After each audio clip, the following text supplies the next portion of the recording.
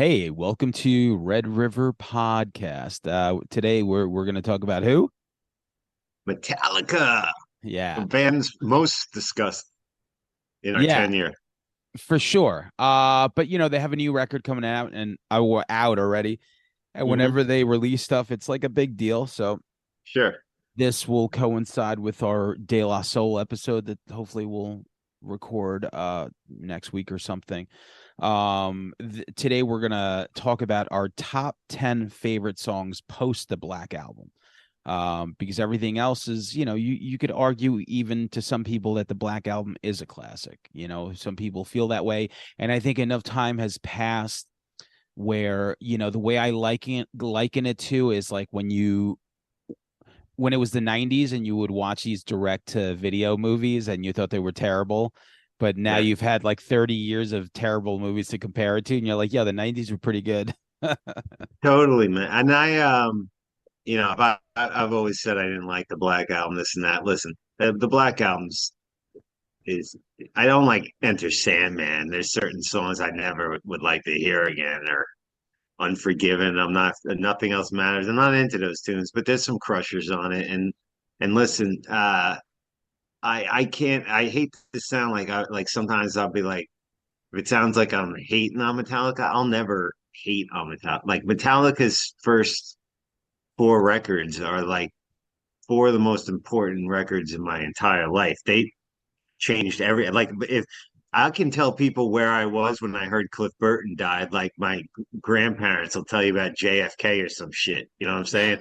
This shit is like this shit is my runs through my blood. Like I ate, let, breathe shit Metallica for years. So and yeah, I am. That's my era that I'm all about. So when they were putting out albums in the '90s post Black Album, I was on to other things.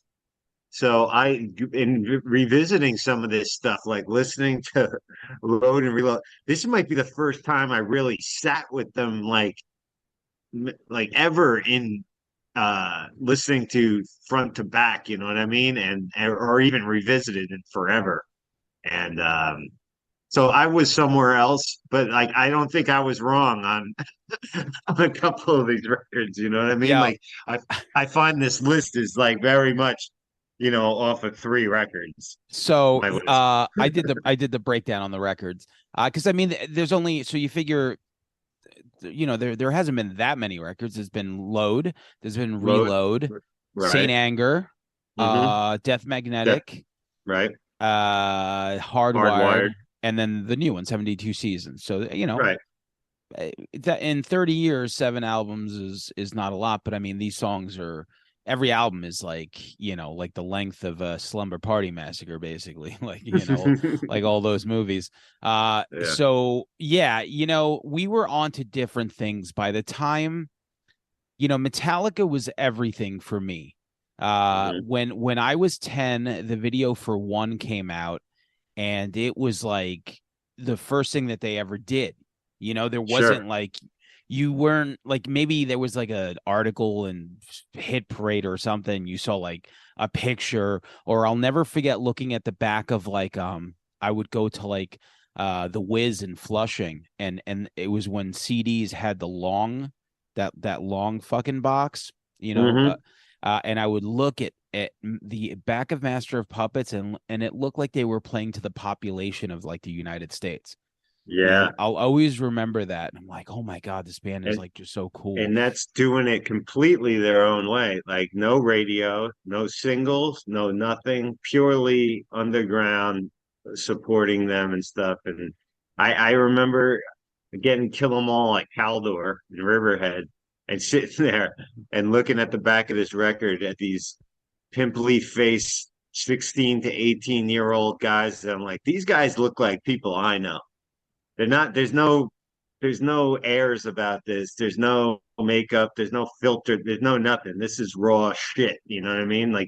And you never, it was just, it was the next logical step after being like, a Sabbath, Maiden. Now we're a little faster, and now we bring in some Motorhead into the Maiden, and now we give this to the world, and it was like the next logical step, and.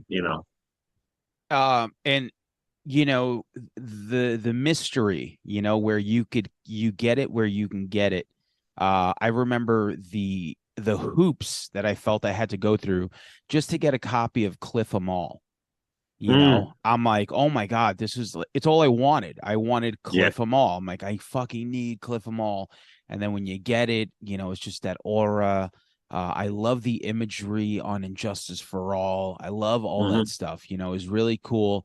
So, fast forwarding, you figure Load came out in 96, like we were already out. Like we were Was it 96? Wow. That was a big gap between Black Album and that.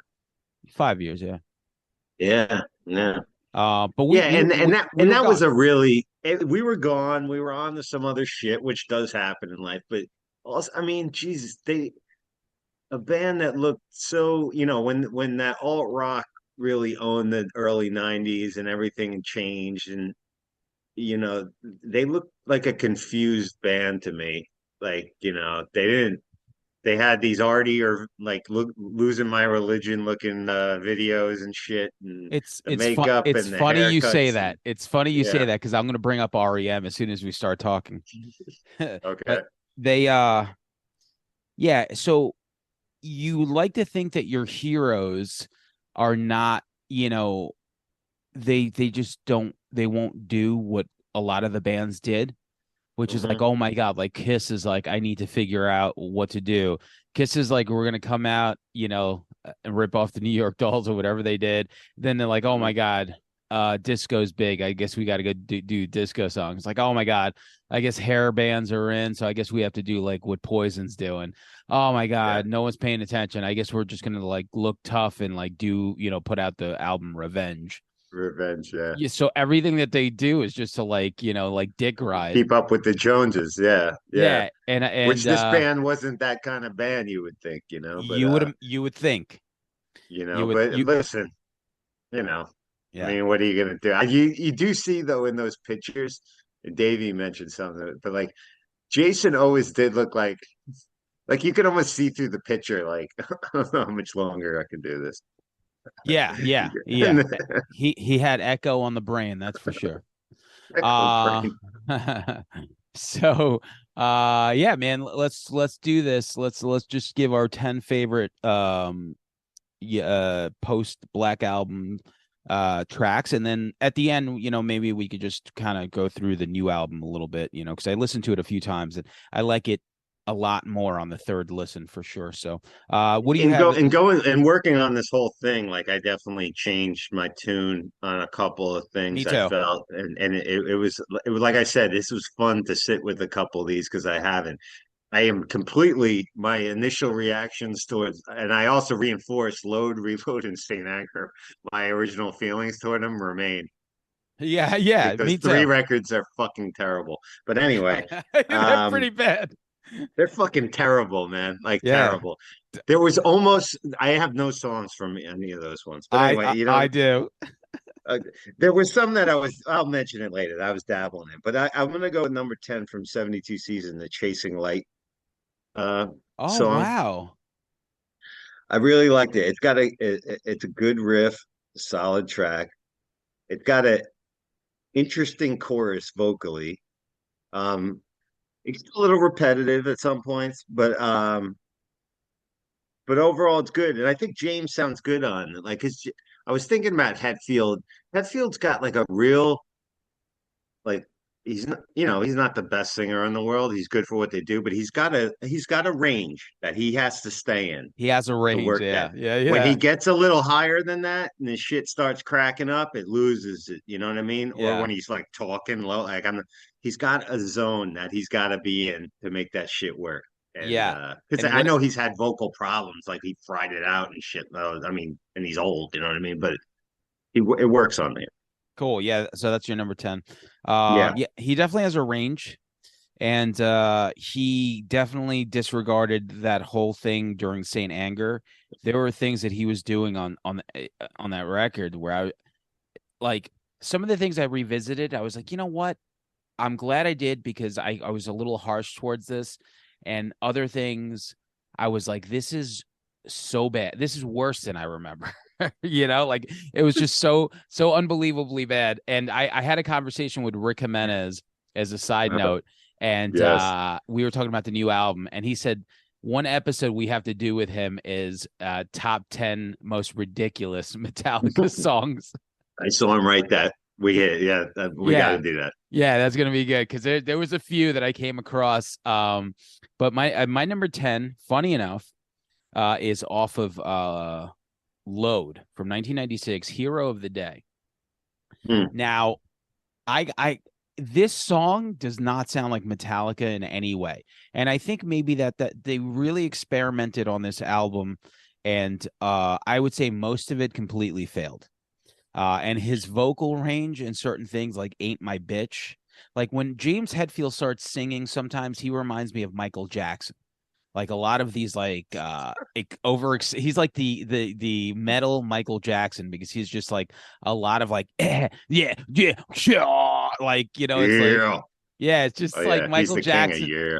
Yeah, I guess so. The king of pop and the king of so he gave birth to a lot of terrible habits. Every shitty band from K Rock from the 90s, definitely he birthed him and Alice in Chains. But Hero of the Day is Oh a yeah. really good song.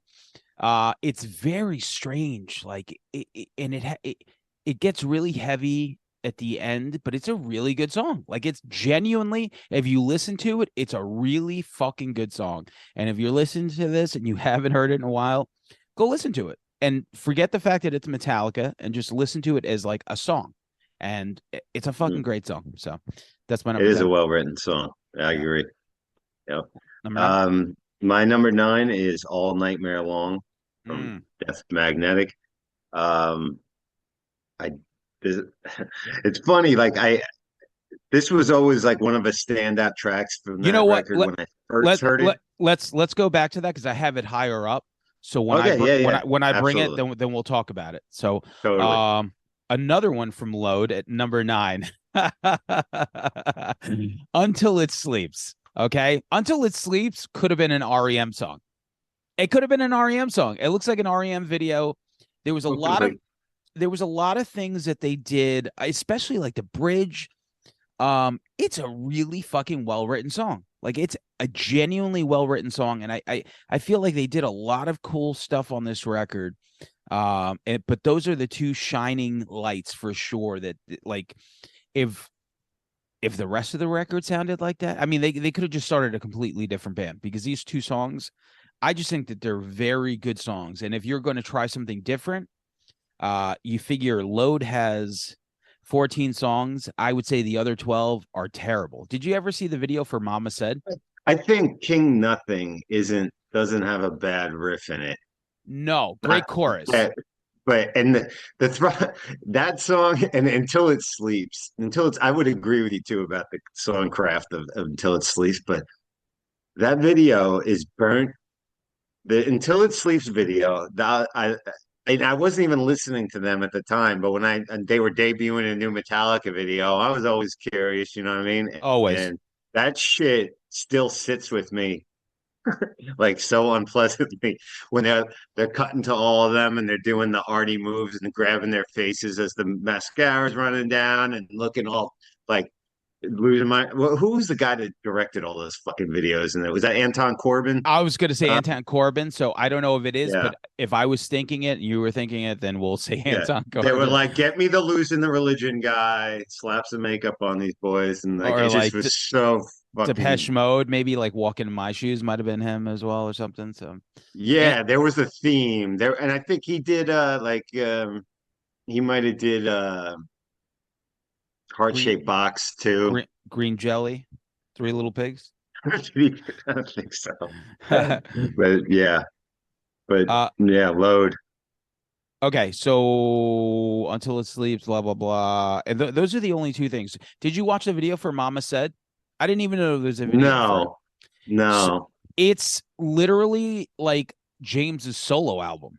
Like if you it's just a cowboy country song, and it's him in the video in a cowboy hat. Like it just, I never knew there was a video for this, and it's, man, it's something. Like if you're listening to this and you're curious, Metallica, Mama Said. I looked it up. It has like 50 million views or something. Like it's a, God, I didn't even know that was a single off that record. I didn't yeah. even know that was. Yeah.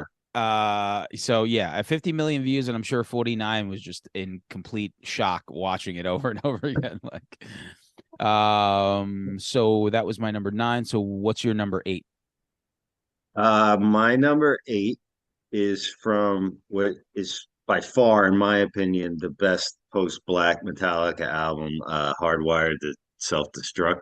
Um, Now That We're Dead, which is you hear a lot of like comparison with what older song it reminds me of that I'll say because I just can't help thinking that way, but it's really slow and steady, got a real like seek and destroy kind of riff, I would say, in that exact tempo. And usually I prefer my Metallica fast, but not always. But it really settles into like a nice groove. And I love like they got like Death Magnetic at Saint Anger, obviously the recording, you hear about that a million times. A lot of people had a problem with the way Death Magnetic was recorded. I think Hardwired was like the first one that got it right, like how that later Metallica should sound.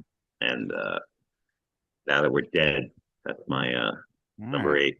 I got so I wanted to not completely I ignored Reload, but Yeah. I'll circle back to that art album in particular. But I picked a song that made it, like it was just the most random thing on Saint Anger. Like it, and the production, like it sounds like they just got some calypso drummer from the beach to fucking play the drums on this. It was just like I can't even get like it's a good song. The song's called Dirty Window. It's like the fourth Okay. song on Saint Anger.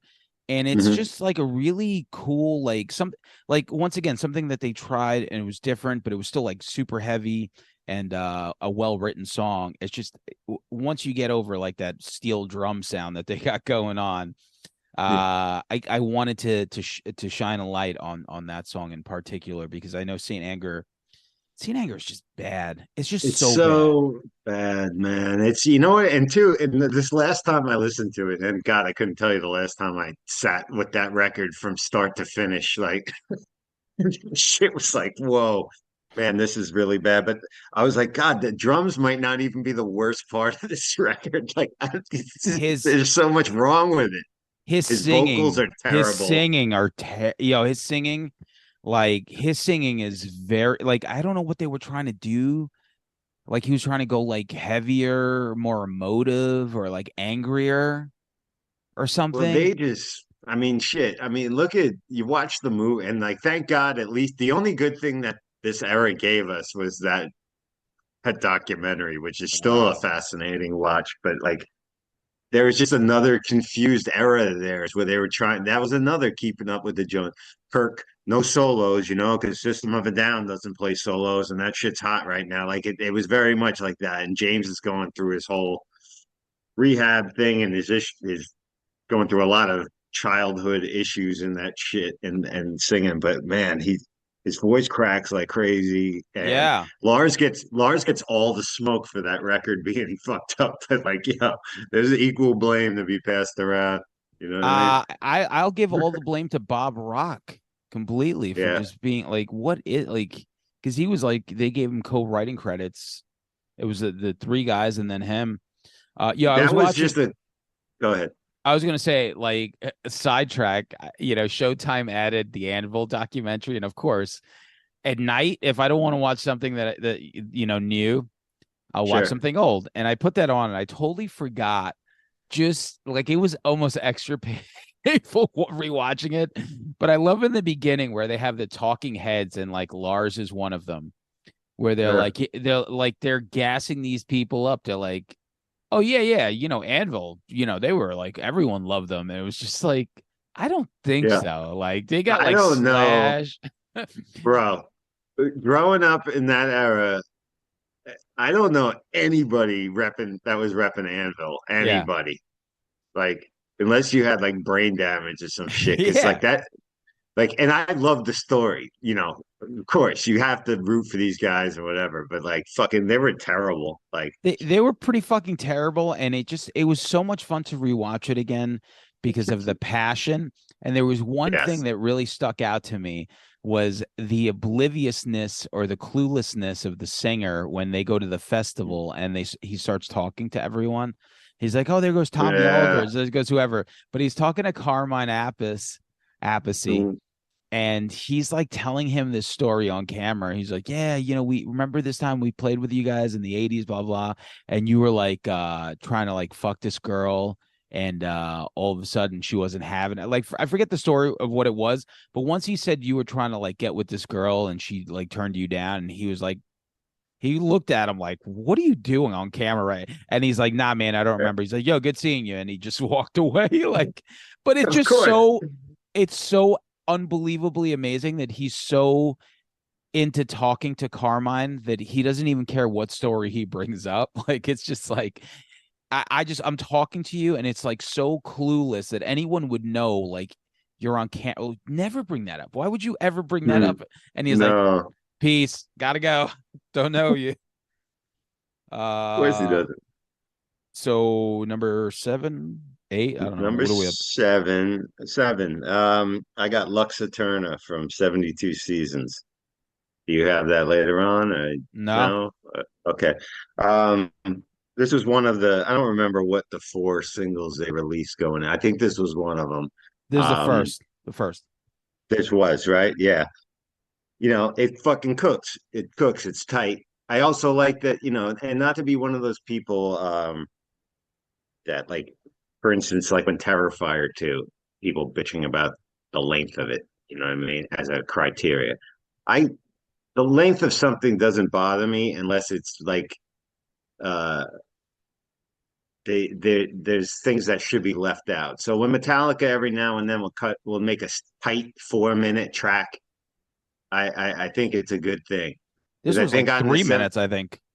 352, something like that, because they do seem to lack sometimes a little bit of a self edit on Yeah. their shit, like where some stuff could be, this song doesn't need to be 8 minutes. You gotta tight, these riffs are fat, this thing's moving, but then I don't know, like it just doesn't need to be too much. You've lost me now at this point. I almost forgot that tasty riff that was like in the earlier part because you keep going and shit. So when they turn out something like this, short and tight, I dig it. I'm not in love with the chorus on it, but and it's also got a great Kirk solo on it too, because Kirk had a long period of time where he just had to eat it and not like he was a guitar god for us growing up, He and really was. He was a yeah. guitar god for sure. And it was like, "Hey man, solos are not cool anymore, so you can't play a solo." Like, that's insane to me. Yeah. But yeah, so what kept this off my list was the chorus. I didn't like the chorus. But It's a bad course. yeah. But so I'm gonna go with my number seven from that same album, and it's the song 72 Seasons. Killer. That's my number five. Okay, so then I'll wait to talk All right, about go that. ahead, talk on it. I could just jump in with you. That's Okay. fine. So 72 Seasons, great opener. Man, just riff, good halftime. Really, I don't know. It was just great. One of my favorite. I'll give my overall thoughts on the new record at the end, so we could kind of like dive Mhm. into it a little bit. But yeah, just great opener, great riff, really cool chorus. It just it it's if you want to hear a Metallica song and you feel like you're listening to a Metallica song, this is a really good one. So Yeah, I couldn't say it better myself, man. It made me think too, like in listening to a lot of these, Lars loves that snare drum, and they love they love those long intros where he's yeah, there's yeah. so many on like so many a couple of these records and shit. But yeah, it's same thing, man. It's got a really good head bob and groove to it when it wants to pick up the pace into that like thrashy gallop, that's indicative of that genre. It does it. It's a solid tune. I don't mind that that snare hit because it reminds me of Injustice for All. There's Yeah. something about that that it just maybe he did it a lot during that album, which it's just a great album. I love it. So anything that reminds me of that is cool. So so number six. Number six, I got also from 72 Seasons, and this was another one of the four singles, Screaming Suicide. Do you have that at all? I don't, but I No. love so I like that song a lot. I Yeah. love the melody of in the verses, the vocal, how it's got that descending Yep. I won't be I able to describe it, but you know what I'm talking I know about. exactly what you're talking about because it's my favorite part of the song. It's so good, right? Yeah. It's a perfect it's Hetfield sounding like later era Hetfield singing exactly like he should. Also clocks in at a smart 5.5 minutes. Doesn't overstay its welcome. Yeah. Fucking tight, tight, tight. I love that song. I really liked it. So I want to represent the last one from the new record, and my favorite song from it is a deep cut. But I think they might have released it on Release Radar not too long ago. Too Far Gone. I think Too Far Gone so far Mm, for me is my favorite song on 72 Seasons. It's got a killer chorus. Very cool chorus. Nice brisk, like maybe 4.5, 5 minutes. But hmm it's really, really good. It's one of those sleeper songs for me that turned out to be like my favorite, along with man, there was another one on here that I want to give a shout out to, but I didn't include it. Crown of Barbed Wire, I thought was like really cool. Those were the two sleeper songs because you have like the first, I would say like three songs that really hit you right away. So, but Too Far Gone, and so that brings us to your number five. I had 72 seasons, so Okay, cool. And then I have All Nightmare Long now for my number five. okay, Yo, let's get into that. killer. Yo, so to me, Death Magnetic is the best thing that they've done post Black Album. 100%. I Wow. love everything about it. Granted, maybe it kind of falls apart towards the end of the album. But it's fucking killer. And when I heard All Nightmare Long, I remember trying to play along to it because there was a video for it, really cool animation. And Kirk was playing so fast, like I couldn't even keep up with my hand. hmm And it's just a frantic, frantic song with just the guitar heroics. Even Dave Mustaine must have been like, yeah, yeah, yeah, yeah, yeah. Like he was like, all right, motherfuckers, I'll give you this one. So yeah, killer, killer, killer song for sure. Yeah, I don't have much to add that you didn't already say, but like got a again great gallop in it. Crazy solo. The riff after the solo, it goes into like this really fucking tasty riff that I love. Um, and it's got a good hook to it, Yeah, fucking yeah, good yeah. hook. It And does. Death Yeah. Magnetic was exciting because Death Magnetic after those three abortions of albums that they put out, like Death Magnetic was the first one that really gave you a taste of like, okay, maybe these guys still can, because every band, how many times have you heard we're going to return to our roots on this shit? You know what I mean? Even from these guys alone, you've heard it a million times, but this was the first time I you I got a just I taste just of it. I just read Rancid write that on their new album. It's like Yeah. first time working with Brett Gurewitz in 25 years, and the magic is back.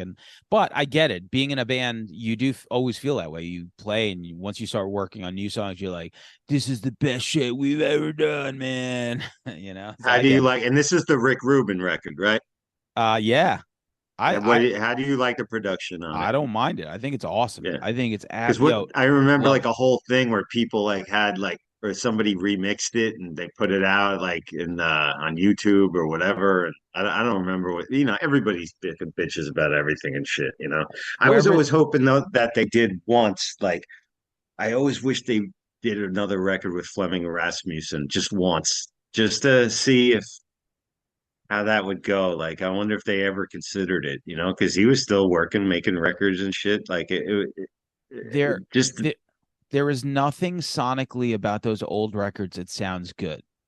They nah. just don't. It's just when you listen to it, it's just hard to really compete. It's like watching like a VHS tape. Like technically Mhm. it's not going to look better than a Blu-ray, but it does. Like just because mentally that's where your brain is at. You're like, oh, that's Well, like cool. also though, when those records were made, like how it was being recorded. So, Rasmussen's not going to record it the same. Like he's using the tools everyone else is now, to fatten it up. I would have just been curious to see what if they would have had some magic together. But I I'll don't have to know. let Lars know about that.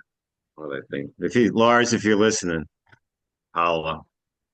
Yeah, I don't know. I don't know what else like he went on to do recently, like I'm not sure what He did a lot of. I actually had dinner the first time. One of the first times I went out to L.A. and shit.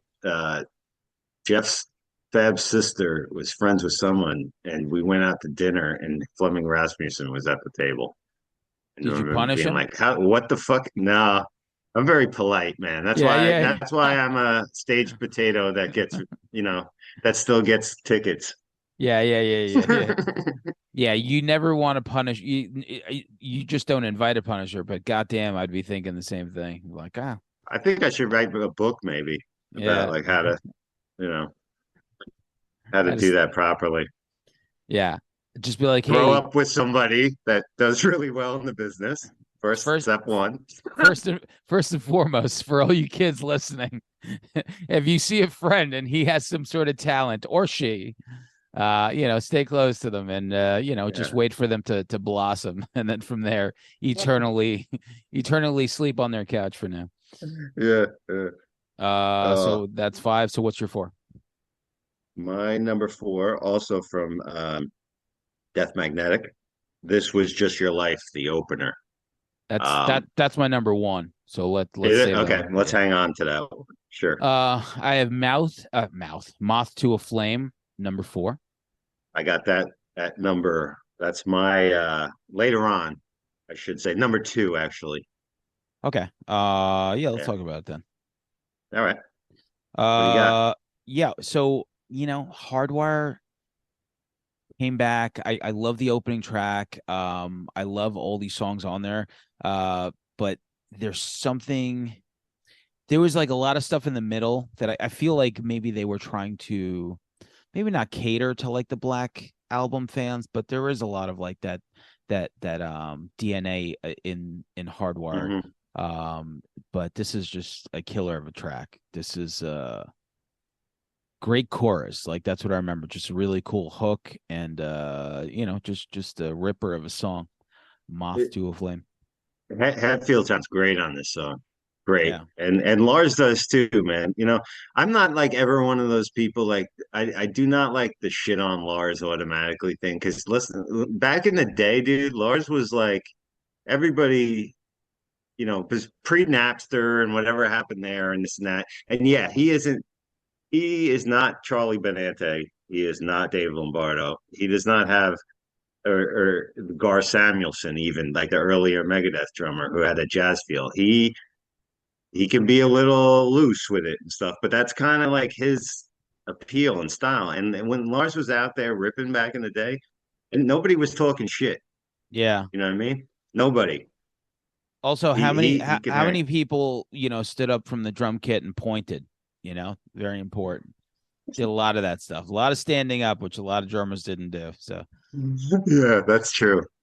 That's true. but yeah, I'm not a Lars hater whatsoever. I But think what I was gonna say, he's got a killer double bass riff on this, and he sounds real tight. That's why I started going into my Lars rant stuff. But he yeah, catches a lot of shit.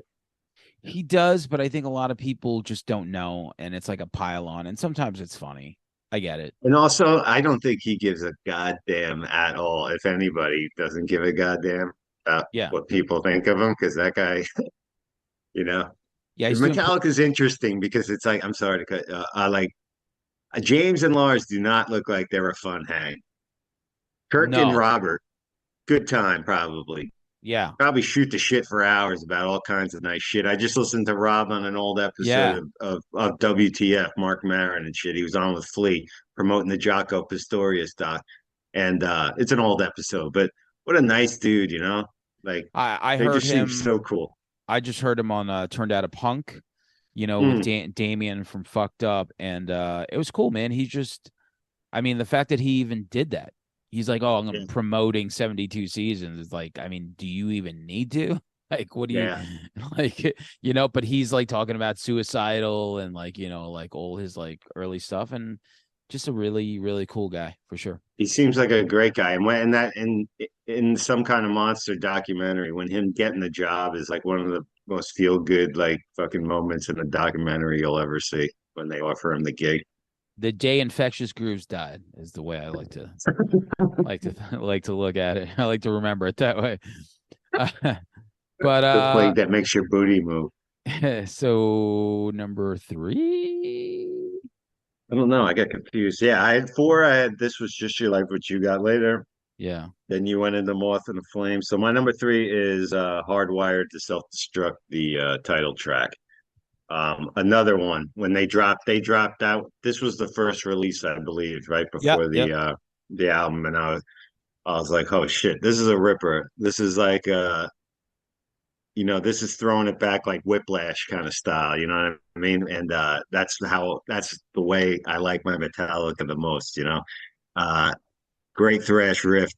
Um, the most reminiscent to their early work, I think, in a long time. That track in particular, and I like the It's chorus. yeah, it's a great chorus. I hated leaving it off my list, but Mhm. hero of the day and until it sleeps are two things that I really needed to throw in there. Well, I respect that you like a lot of time we make this list we'll for anything we'll be like I wanted to spread it out or I whatever. I did. just couldn't do it. I couldn't Yeah. do it.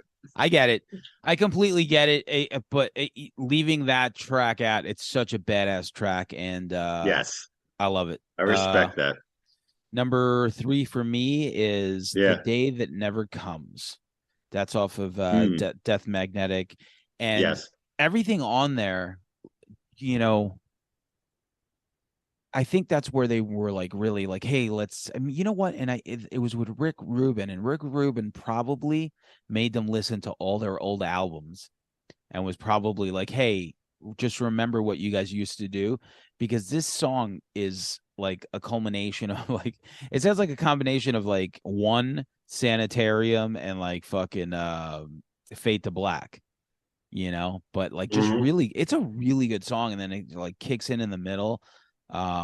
It's fucking awesome. It's like their best slow song post the Black Album for I fucking agree. sure. So yeah. Yeah, it's a killer track. Rick Rubin definitely seems like he probably like arrived like a half hour late. He laid on the couch with his shoes off Nah, and he listened, laid he and laid on then the was like floor. laid on the floor and was like, "Okay, guys, I want you to take your first five records and listen to them." And then he just left, and he didn't come back for like 6 days. Yeah, that's probably what he did completely. Sent And then sent a bill. you sent the bill. Yo, that's some fucking gangster ass shit though, right? Like, you know what I mean? Like you go in Totally. there, you lay on the floor, no shoes on, and you're like, hmm. Yeah, I think you guys should.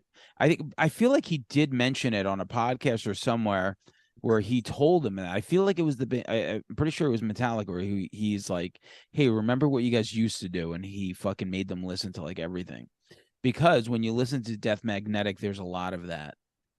I think there's a lot of that DNA. So, And I think uh, either Metallica or Slayer, I can't remember who it was, but somebody in an interview talking about like I don't think that guy really did shit. Like that I was can't remember definitely who was it. Slayer. That was It Slayer. was. Yeah, that was Slayer. I feel like Kerry King might have said that. Yes, you're right. Uh and maybe Gore said it too. I don't know. Maybe he was talking about like Yeah, I Russell don't Simmons. remember. Yeah. But I know Danzig said the same thing, and Slayer, where they're Yeah. like, oh, Rick Rubin produced this. Like, oh, maybe it was Eerie Vaughn. Maybe he said it. Maybe he was Oh, just like, yeah, yes. I think you're 100% right, yeah. dude. He was like, I don't think he was there, but like, I don't, not really. Yes, totally. Shout out to Eerie Vaughn. I still So can't believe we talked to him. I still can't believe he said yes. I'll do your stupid podcast. Just the So other day too, I was thinking because my son's playing the bass. I'm like, man, like this isn't gonna mean shit. But I can't believe Rudy Sarzo. Yeah, oh yeah, Spent an yeah. afternoon with us. I That's what happens Like, when you don't have anyone answering your emails or messages. You're just like, I oh my guess I'll just, God. yeah. I wanted to Well, be like before we started, like, are you sure you if you want to, do something else right now, it's cool. I get it. yeah, if you want to flake on us like Adam Rifkin, you can. Oh yeah. Um, Oh, where are we? Number I two. just did. You did. Okay, mine too was Moth into a Flame, like we Okay, discussed. so Yep. then I'll give my number two. Hmm. Atlas Rise. Fuck, Wow. that is the best song on Hardwire, I think. There was, the title track. There was Moth. There was Spit Out the Bone. And but to me, Atlas Rise just felt like everything that Metallica does very well, and it had a great chorus, had great riff during the chorus. And in revisiting this stuff, that song really stuck out more than it ever did to me, like a lot. So that's my number two. All Um, right. So my what's number one? one was I knew this was going to be my number. Well, actually, I went back and forth a little bit with Moth and the Flame in this, but I knew this would be up there. Really, my first four tracks on this whole list I was positive about, and then I had to fill in the rest. But Spit Out the Bone from Hardwire. The track just cooks, man. Hetfield kills it. I loves Kirk solo in it. The title is hard. Uh, there's part in the bridge that's reminiscent to like a little bit of a Leper Messiah kind of feel to it, and this is just one of the songs that I could that rolls right into like classic era Metallica that really harnessed like the energy of old, like it's a killer thrash song. Well, that's how I feel about This Was Just Your Life, which is my number one. Hmm. When they came back, and that was the first song that I heard, nothing on the album came close to that. Hmm. Um, but for that 7.5 or 8 minutes, I was like, oh my God. I'm like, I think Metallica's back. And Yeah, as good as I thought, Death Magnetic was, and revisiting it, I liked it even more, to be honest with you. End of the Line, really cool, like Broken, Beaten, Scarred, That Day That Never Comes. Like the first five songs immediately. I hmm. definitely did not need a third version of The Unforgiven, that's for sure. Enough Uh, with that shit. and then Judas Kiss, My Apocalypse, Judas pretty Kiss is great. My Apocalypse too. It kind of almost made me think of like Dyer's Eve. Like it just had this really Mm, hard, frantic ending. sure. Last song, but man, This Was Just Your Life was just It, so good, man. It's like it. I I mean, always thought this song had a blackened, uh, definitely like yeah, had shades of blackened in it, which is one of my favorite Metallica yeah. songs of all time. Yeah, It could have been on any one of those old records.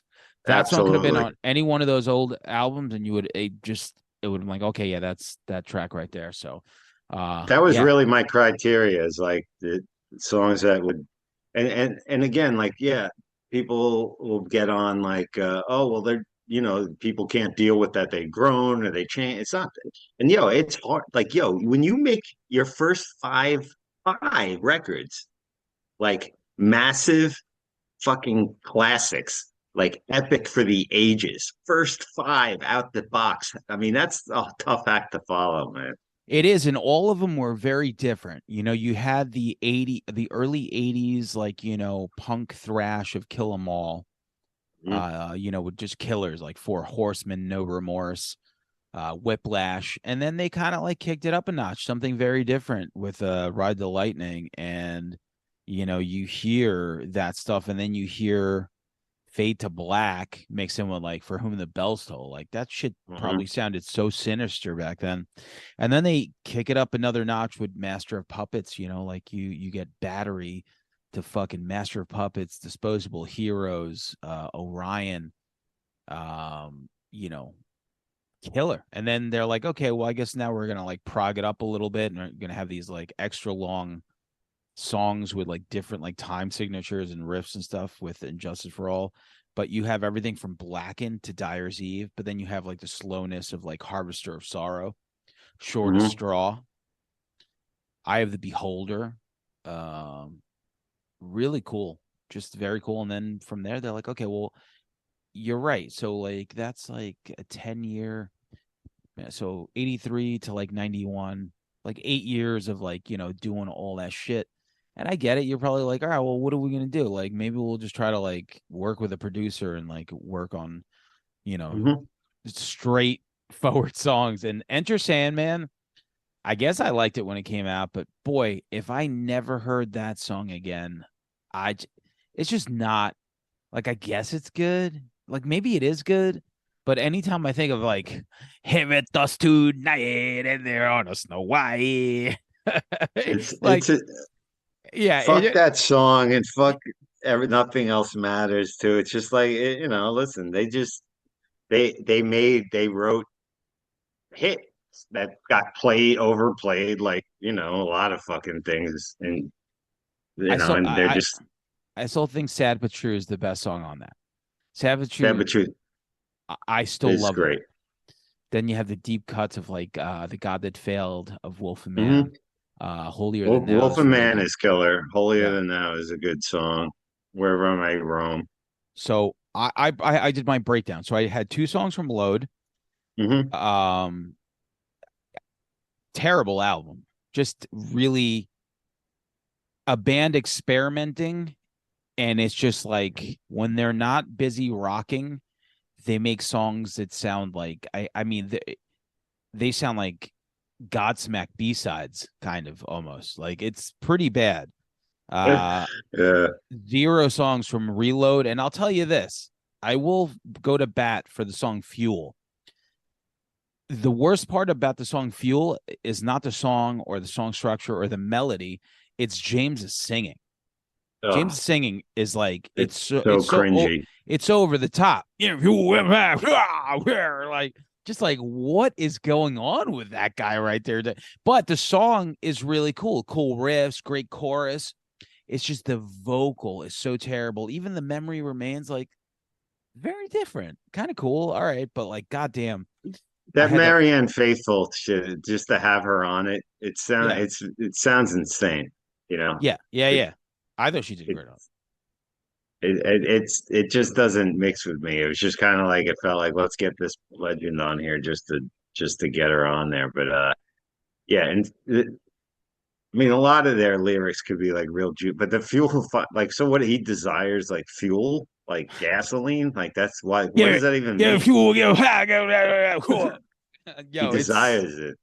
it's so ridiculous. But yeah. So in retrospect, for me, Death Magnetic is the one, and for you, it's Hardwired, right?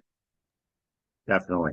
Uh, I that this I always kind of thought that doing this whole list and working on it, it's definitely solidified that. And I think 72 seasons I'd put right below it. yeah, I think it's better than Death Magnetic, but but obviously those three cream of the crop. What would you say is worse, Saint Anger or oh wow, wow, that's really tough. they all fail in their own they both fail in their own special way. Sane Anger or Reload? Wow, I I wow. think they're both unlistenable Yeah, almost. And I actually was when Frantic first came out and they picked up the tempo, it did catch my ear and stuff. But then after a while, it just when he says my lifestyle determines my death style, oh boy, that that line is lives and should live in infamy. It's terrible. And then when he's doing the frantic tick, he's like his yes. voice is cracking. I'm like, what the is going Uh, on in here? and Bob Rock was like, "No, James, leave it. You're vulnerable. Yeah. This sounds great." Yeah, that was a guy that's been around the band way too long and got way too comfortable with shit. Yeah, Like yeah. he's probably scared to tell them no for anything, like I Well, don't maybe they were all absent. Like Lars is probably like, "I don't give a fuck whatever James wants to do." And James is like, "I don't care. I'm in rehab." And Kirk's like, "Hey, man, let's just see what they want to do." Like, so Bob Rock's probably like, "All right, I'll just leave all this shit in there." But yeah, 72 seasons. I just want to say like I really like all of them, and it's funny that you may mention Chasing Light because Chasing Light is one of my least favorite songs on the record. Chasing Light, If Darkness Had a Sun, I don't like. Even like the one that they love, Inamorata, it's cool. It's just like, I don't know. It's just like, it's all right, I guess. But man, there's like the sleepers, like I said, Too Far Gone, Crown of Barbed Wire, uh, You Must Burn, Screaming Suicide, 72 Seasons.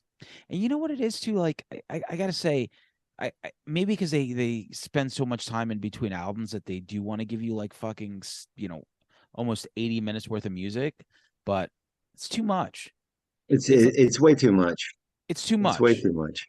Yeah, See, it that's what makes some of it forgettable for me. Because like sometimes I'll latch on to a part and then it just keeps going and going and adding on or something like that. And it's like, yeah, you didn't need to do this. ah, You know, like it's like you guys are jamming. It's almost like you're putting out like the demo of it or something. There's a lot yeah, of fat in here. You could probably trim and tighten this shit up, you know. I But I agree, Z. All right, yeah, listen, you know, you've said it we've all. said it all. You've You said think it they'll do all. the? You think they're going to do the show now? If we did we come out too hot on this? I feel like we were very complimentary. I feel like they are probably a band that can look back at like I'd like to see their set list for the last few shows to see what they include, because I guarantee you there's going to be zero songs from Load, Reload, and Saint Anger. I almost guarantee it. They don't bust out Fuel anymore. That was a big hit, wasn't it? For some a lot of meatheads. Yeah, I guess, but like That's a meathead song right there. well, That's what you know, that song's what people that listen to country music listen to when they want to get crazy. Like, that come that is on, that is Fuel. true. And I'll tell you, like my sister's husband is one of those guys that like he likes, I mean, a he likes no music except Metallica. So there are certain people like that. That it's like they listen to nothing but like two bands, and it's like that's what it is. They're like, It all right, blows my mind. yeah, and maybe that's who they're catering the 80 minutes to, because it's like I got this guy's got to listen to this for the next 6 years till we make another one. you know, but Oh my it's God, like that's true. there are certain people, and they have a very like when you go see Metallica live, there's like about Mhm. like 75% of the audience that you're like, I would never. You're a person I would never ever run into in my life, except And you. that started in that load reload era. Because some of the last Lollapalooza I ever went to, and I went to every single one of them, first, second, third, whatever. The one when they played and Wu-Tang Clan played, Yeah. and and I don't know, there was a lot of meatheads yelling a lot of disrespectful shit at the Clan, and it made me Yes. sick. I'm like, you know what? Fuck that. I didn't even stay for Metallica. I was real disgusted by the whole. I remember that. I remember that, and it was like, yeah, It it was like was a that. monster truck rally, and Wu-Tang Clan was playing there. Yeah, And I'm like, yeah, this is not Lollapalooza. This is like bizarre. Now something else. saying that, are you planning on going to any of their shows in August at MetLife? You going to that? Well, The 2 nights? so when it comes to like big things like that, I'm always like a fly, from the seat of my pants. Hmm. I don't see myself doing it, but every now and then somebody will like, hey, I have an extra ticket to this, or hey, I can get you Right. into it, because it's just like if they had a good package, then I'd be like, I'll go see that. But it's like Five Finger Death Punch, right? Well, And one like, night is clearly better than the other. I mean, depending on how you're looking at it. The night with Pantera, with Zach and Charlie and Pantera opening for them. I think that's the Sunday show, I want to say. And then the other night is like I don't know who the other band is there, but I know Pantera is doing that one, so that interests me. But I really would love to take my son to see Metallica. Now he's getting into music because it's a 10 plus on their live shows. Are mind blowing. fantastic, Yeah, unbelievable, the best out there, one of the best that ever did it. they And don't. but Yeah, they I don't do. also don't want to sit in like for $150, like watch the screen because the general mission around it, and it's in the round in a stadium, which is holy crap, what bank they're gonna make on this. But the floor is $470 plus Ticketmaster surcharges per ticket. So Well, you're probably paying $550 ticket. tell Aiden start delivering newspapers now. Yeah, you ain't kidding. I don't know. We'll see. I mean, more than likely, like I said, it's just like I've seen them a bunch, and if I get to Yeah. go, cool. If not, it's just like there. Some bands are just too big to see. Like I've already done it, so like I'm good. Mm. Like I don't need that experience, and it's like at this point, Yeah, that's Is I went Rex to the even big playing? I don't know. Yeah, I feel like he's not I even don't playing. I know. feel like he got sick or something. Like now it's just like Phil and three other. Oh, obviously not three other guys, but um, Yeah, nah. I don't know, man. Like I would go if I could take him. If anybody wants to join our Patreon and give us a ticket, so I'll accept that and stuff. that's But yeah, it. I went to the Big Four show at Yankee Stadium was the last time I saw him. You can get better than that. Just like I'm not going to the Misfits again because I ain't gonna top that. I'm content to ride off into the sunset. Never. Yeah, I'm content. I am very content. Those things, like you said, the big four or the MSG Misfits, it's just like, nah, yeah, good. That's it. Yeah, I'm I'm good. I'm It's only completely gonna be good. worse. It's only going to it can't be better.